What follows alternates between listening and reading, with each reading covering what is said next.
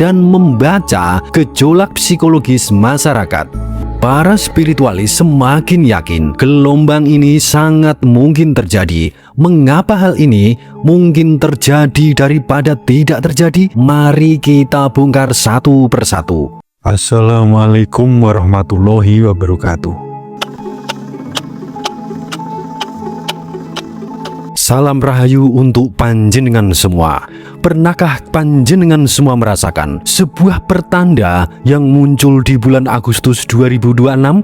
Masyarakat Jawa kuno mengenal istilah owah-owahing zaman, sebuah pertanda alam ketika tatanan tidak lagi dihormati, ketika keadilan menjadi tumpul, dan ketika hukum hanya menjadi topeng bagi mereka yang berkuasa. Ada berita besar yang berhembus kencang. Sebuah gelombang gejolak dikabarkan akan terjadi di bulan Agustus ini. Gejolak yang diprediksi memicu kerusuhan dan pasti akan memakan korban jiwa. Siapa di antara kalian yang benar-benar berani untuk tahu apa yang terjadi? Simak naskah ini sampai selesai. Tidak ada yang namanya misteri di dunia ini. Yang ada hanyalah tanda-tanda alam dan zaman yang coba kita mengerti. Namun melihat perkembangan belakangan ini, melihat bagaimana masyarakat mulai resah, melihat pagar-pagar besi mulai dipasang di pusat-pusat perbelanjaan, dan membaca gejolak psikologis masyarakat, para spiritualis semakin yakin gelombang ini sangat mungkin terjadi. Mengapa hal ini mungkin terjadi daripada tidak terjadi? Mari kita bongkar satu persatu. Yang pertama, sasmito alam dan pager wesi. Masyarakat internet sedang geger. Kekecewaan kepada pemerintah mulai turun drastis. Tiba-tiba muncul pemandangan yang tidak biasa. Beberapa mal besar mulai memasang pagar besi tinggi. Publik berspekulasi bahwa ini antisipasi kerusuhan besar di bulan Agustus. Tapi secara sasmito alam, secara bahasa isyarat spiritual Jawa, gerak-geri ini merefleksikan ketakutan kolektif. Ada kecemasan yang tersembunyi yang ditangkap oleh radar bisnis intuitif para pengusaha. Mengapa bulan Agustus? Karena Agustus adalah bulan keramat, bulan di mana kemerdekaan ditagih. Yang kedua, pengulangan cokro manggilingan. Dalam pandangan spiritual Jawa, waktu bergerak seperti roda, cokro manggilingan. Kejadian masa lalu yang belum tuntas akan terus berulang sampai hakikat masalahnya diselesaikan. Ingatkah panjenengan semua tahun lalu, bulan Agustus juga menjadi saksi bisu demonstrasi besar yang berakhir duka ketika ada nyawa melayang tergilas kendaraan rantis.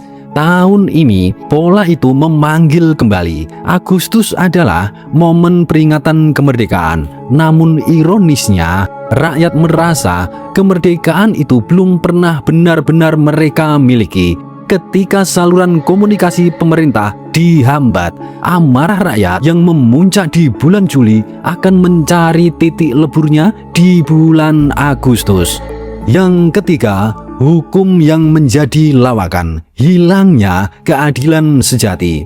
Mengapa masyarakat begitu mudah tersulut? Jawabannya sederhana, keadilan telah kehilangan marwahnya.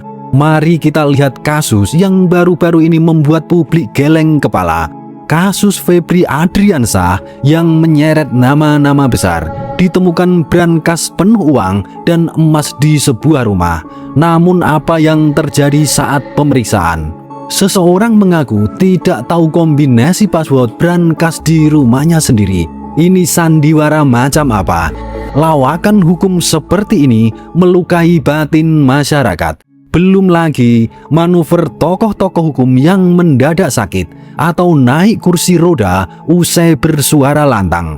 Pola-pola akting yang vulgar ini membuat rakyat merasa dipermainkan. Ketika hukum formal kehilangan sakralnya, masyarakat tidak lagi memiliki pegangan. Yang keempat, wangsulnya sabdo palon, arogansi penguasa, dan lahirnya para penyelamat-penyelamat palsu. Dalam literatur Jawa, ketidakadilan yang merajalela akibat arogansi penguasa selalu memicu kehancuran dari dalam. Ketika seorang penegak hukum yang tertangkap tangan dengan kekayaan fantastis bertindak begitu arogan, lalu dibela oleh deretan pengacara yang tak kalah arogan, rakyat melihat sebuah parade kesombongan. Ditambah lagi, kebijakan penyesalan masalah yang hanya diselesaikan dengan meminta maaf dan memaklumi, seolah negara ini dijalankan oleh jejaring mafia. Kondisi ini sangat berbahaya. Mengapa? Karena ketidakpuasan rakyat yang membuncah akan dimanfaatkan oleh pihak-pihak tertentu yang ingin menjadi penyelamat-penyelamat baru. Pihak-pihak yang seolah hadir sebagai penyelamat, padahal hanya menunggangi kemarahan rakyat untuk menciptakan anarki dan chaos demi kepentingan politik mereka sendiri. Yang kelima, ketika ruh hukum mati, ancaman main hakim sendiri. Inilah poin yang paling membuat merinding. Jika demo Agustus pecah dan memakan korban jiwa, itu sangat menyedihkan. Namun, ada satu hal yang jauh lebih mengerikan. Dari matinya satu atau dua nyawa manusia, yaitu matinya ruh hukum dan kepercayaan masyarakat. Ketika rakyat sudah jebol batine, sudah tidak percaya lagi pada pengadilan dan polisi, maka tatanan sosial akan runtuh. Rakyat akan menggunakan hukum jalanan, main hakim sendiri. Ini adalah cermin berbahaya. Ketika kepercayaan pada hukum yang mulai mati, manusia berubah menjadi serigala bagi manusia lainnya.